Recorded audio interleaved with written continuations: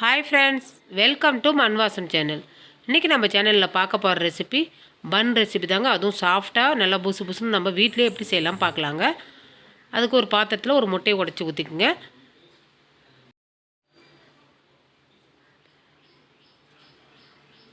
அது கூடவே ஒரு டேபிள் ஸ்பூன் அளவுக்கு சர்க்கரை, ஒரு பிஞ்ச் உப்பு சேர்த்துக்குங்க. கண்டென்ஸ் மில்க்குங்க, இது வந்து பார்த்திங்கன்னா ஒரு டேபிள் ஸ்பூன் அளவுக்கு சேர்த்துக்குங்க. இப்போ பார்த்திங்கன்னா பன்னு நம்ம கண்டென்ஸ் மில்க் சேர்த்து செய்கிறோம். டிஃப்ரெண்ட்டான டேஸ்ட்டில் இருக்கும். இப்போ நான் 100 ml பால் எடுத்துருக்குறேங்க. கொஞ்சம் கொஞ்சமாக பால் சேர்த்து நம்ம கலக்கிக்கலாங்க.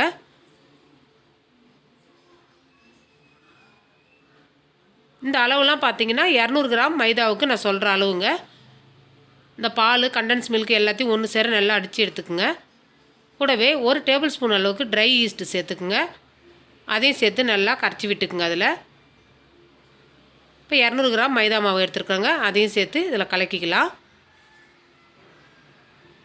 இப்போ இது சொல்கிற அளவெல்லாம் பார்த்திங்கன்னா 200 கிராம் மைதாவுக்கு நான் சொல்கிறேங்க. நீங்கள் கூடுதலாக சேர்க்கணுன்னா எல்லாமே அதிகப்படுத்திக்கிங்க.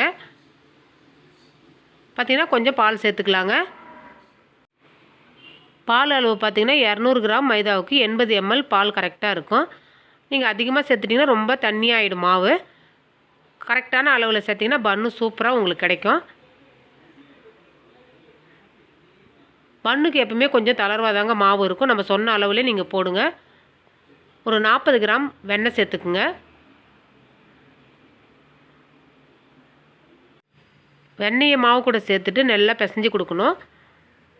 நம்ம வெண்ணெய்லாம் சேர்க்குறதுனால பன்னு பார்த்திங்கன்னா நல்லா சாஃப்டாக கிடைக்கும் உங்களுக்கு.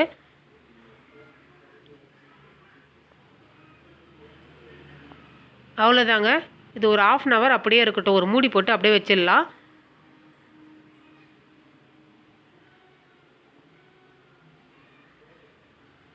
½ hour ஆயிடுச்சுங்க. நல்லா உங்களுக்கு ஈஸ்ட் போட்டதுனால நல்லா மாவு பொங்கி வந்திருக்கு. ஒரு பிளேட்டில் மாற்றிக்கலாங்க. இப்போ நம்ம மாவு வந்து லைட்டாக கொஞ்சம் மைதா சேர்த்துட்டு இந்த மாவை நம்ம எடுத்துக்கலாம்.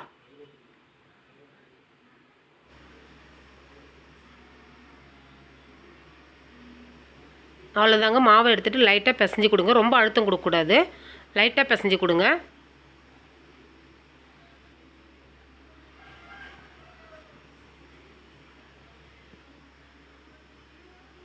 இப்போ பன்னு எந்த சைஸுக்கு வேணுமோ அந்த சைஸில் சின்ன சின்ன உருண்டையாக போட்டு எடுத்துக்கலாங்க.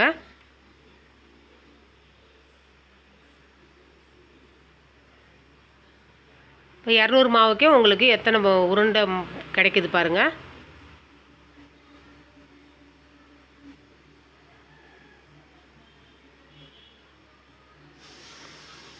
மாவு பார்த்தீங்கன்னா எந்த அளவுக்கு நீங்கள் மடக்கி மடக்கி வைக்கிறீங்களோ அந்த அளவுக்கு உங்களுக்கு லேயர் லேயராக உங்களுக்கு பன்னு கிடைக்கும். இந்தமாதிரி கையால் இழுத்துக்குங்க. இல்லை நீங்கள் பூரி கட்டையை வச்சு கூட உருட்டிட்டு அதுக்கப்புறம் நீங்கள் லேயர் பண்ணி விட்டால் கூட உங்களுக்கு நல்லா உங்களுக்கு லேயர் கிடைக்கும்.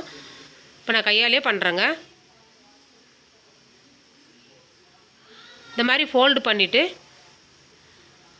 லைட்டாக மாவு முறுக்கி கொடுங்க. முறுக்கி கொடுத்துட்டு அதுக்கப்புறமேல நீங்கள் உருட்டி வச்சிங்கன்னா பன்னு நல்லா உங்களுக்கு லேயராக கிடைக்கும். அவ்வளோதாங்க. இதே மாதிரி எல்லா உருண்டையும் பண்ணிக்கோங்க. திரும்பவும் ஒன்று செஞ்சு காமிக்கிறேன் பாருங்கள்.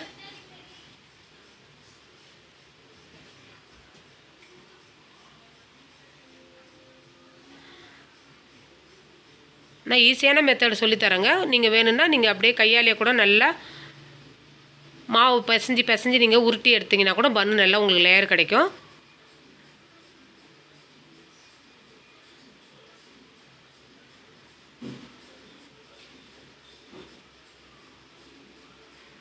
இதே மாதிரி எல்லாத்தையும் செஞ்சுட்டு ஒரு துணி போட்டு ஒரு ½ hour அப்படியே வைங்க.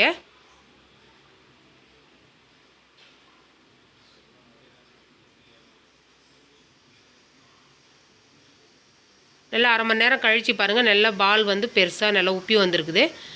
இது கேக்கு செய்கிற பாத்திரங்க. அதில் வந்து லைட்டாக வெண்ணெய் தடவிக்கலாம் நம்ம.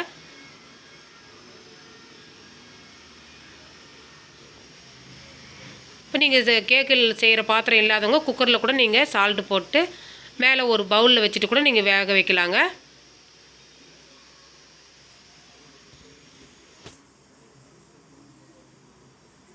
அவ்வளோதாங்க. வெண்ணெய் எல்லா இடத்தையும் தடவி வச்சு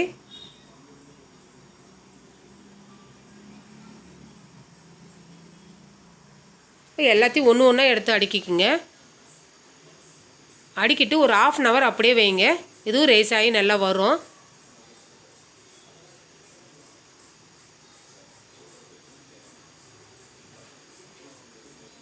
பாருங்கள், 1/2 மணி நேரம் கழித்து நல்லா உங்களுக்கு உப்பி வந்திருக்குது பாருங்கள். இது மாதிரி உப்புனா தான் உங்களுக்கு பன்னு நல்லா சாஃப்டாக கிடைக்கும். மேலே வந்து வெண்ணெய் தடவிக்கிங்க. வெண்ணெய் இல்லாத பட்சத்தில் நீங்கள் பால் கூட தடவி விடலாங்க.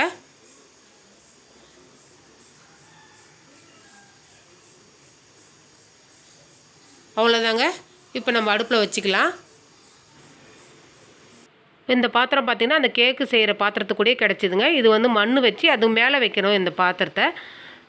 இப்போ அந்த குட்டி பாத்திரத்தில் உங்களுக்கு நான் மண் நிறச்சி வச்சுருக்குறேங்க. மணல் நல்லா கொஞ்சம் சூடானதும் அதுக்கப்புறமேல இந்த பாத்திரத்தை எடுத்து வச்சுட்டு அடுப்பை வந்து லோவாக ஆக்கிடுங்க.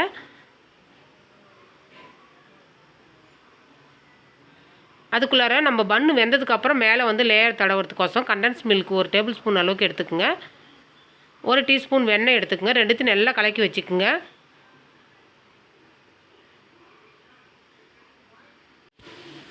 அவ்வளோதாங்க, நல்லா கலந்து விட்டாச்சு. இப்போ பன்னு ஒரு 3/4 பாகம் வெந்திருக்குதுங்க. அந்த டைமில் இப்போ நம்ம கலக்கி வச்சுருக்க கண்டென்ஸ் மில்க்கும் பட்டரும் நம்ம லைட்டாக மேலே தடவி விட்டுக்கலாங்க. அவ்வளோதாங்க, எல்லா இடத்துலையும் நல்லா படுற மாதிரி தடவி விடுங்க.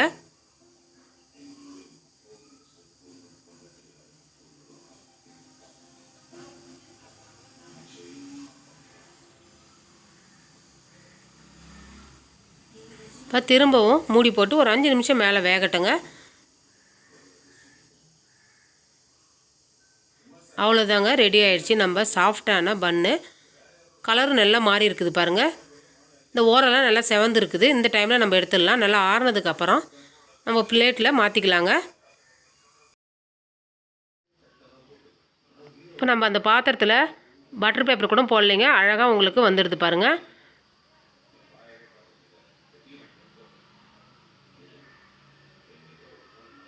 அவ்வளோதாங்க,